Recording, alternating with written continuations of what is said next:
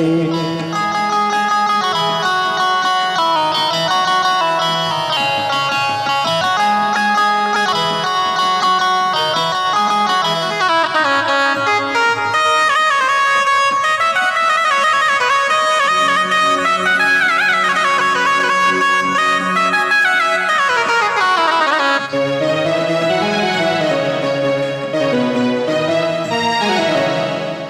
पैसे से भोजन बन सकता पर बिन प्रभु नहीं खाया जा सकता। बिना परमात्मा की कृपा से भोजन को करना संभव नहीं है।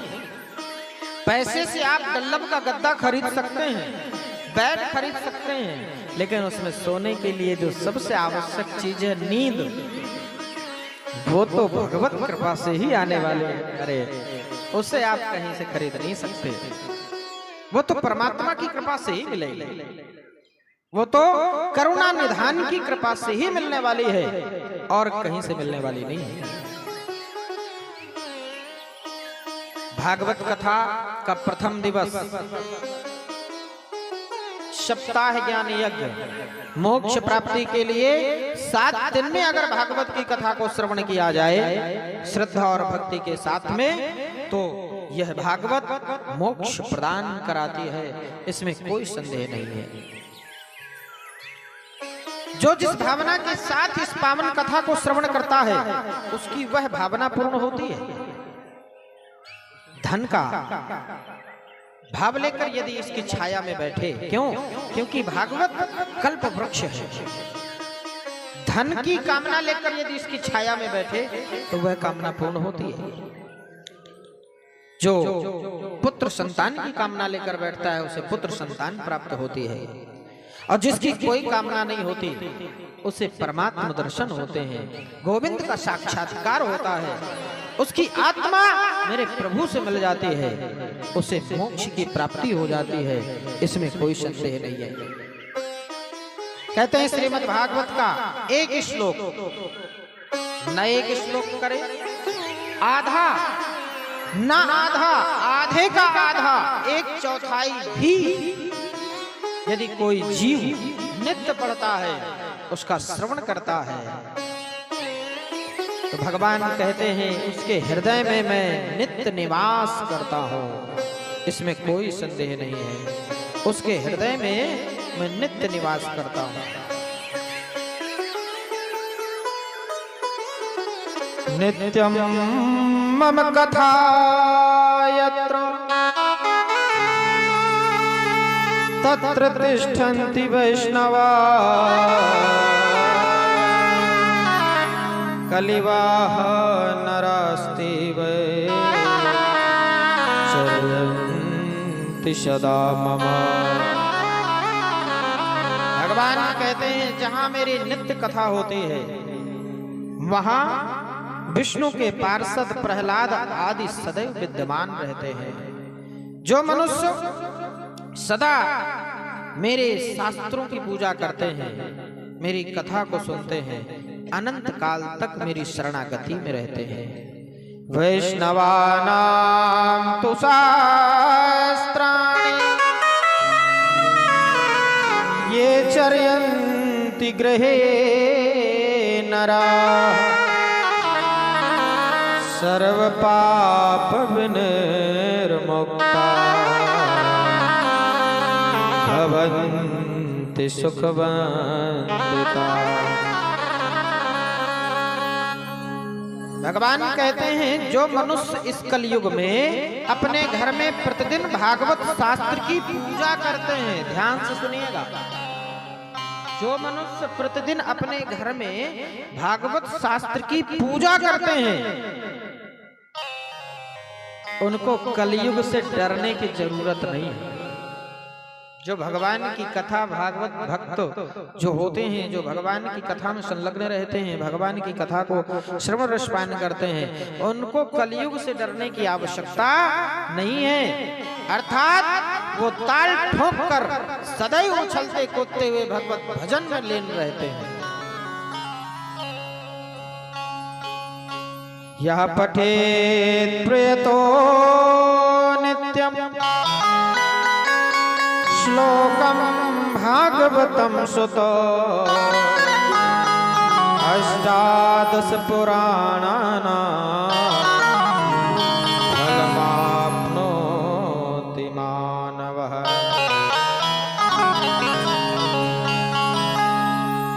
और बहुत इंपॉर्टेंट बात ध्यान से सुनिएगा, जो मनुष्य पवित्र मन होकर के शुद्ध चित्त होकर के भागवत के एक श्लोक का भी यदि पाठ करता है तो अष्टादश पुराणानां फलमाप्नोति मानवः। 18 पुराणों के पाठ करने के बराबर फल को प्राप्त कर लेता है। 18 पुराणों के फल को पाठ करने के बराबर फल को प्राप्त कर लेता है, इसमें कोई संदेह नहीं है। बोले श्रीमद् भागवत महापुराण की जय हो। 7 दिन की कथा में हम और आप सभी प्रथम दिवस, सप्ताह में कितने दिन होते हैं परीक्षित जी? पहला दिन कौन सा होता है? पहला दिन कौन सा होता है?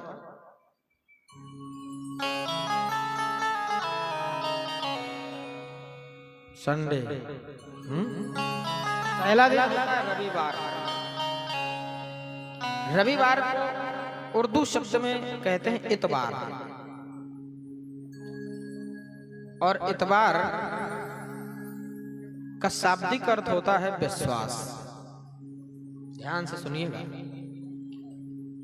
भागवत जी का पहला दिन हमें ये शिक्षा देता है कि हमें परमात्मा में सदैव विश्वास करना चाहिए। क्यों?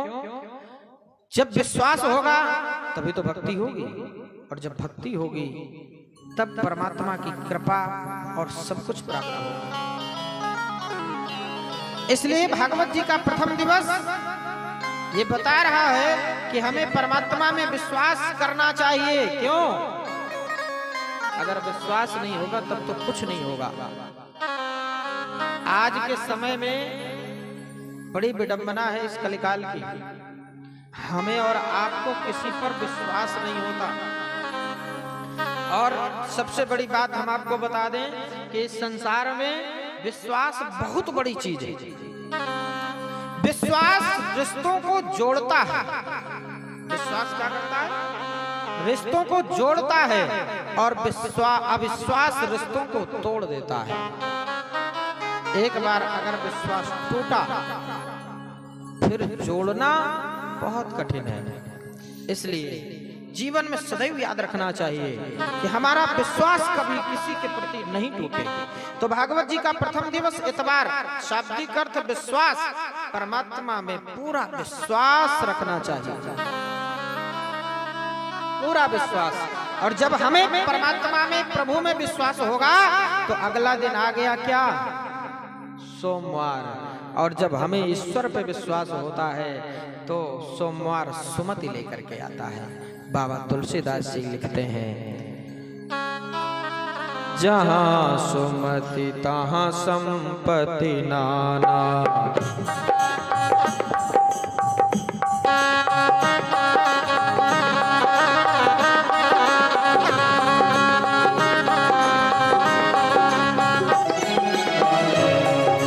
जहाँ सुमति तहाँ संपत्ति नाना, जहाँ सुमति तहाँ संपत्ति नाना, जहाँ सुमति तहाँ संपत्ति नाना।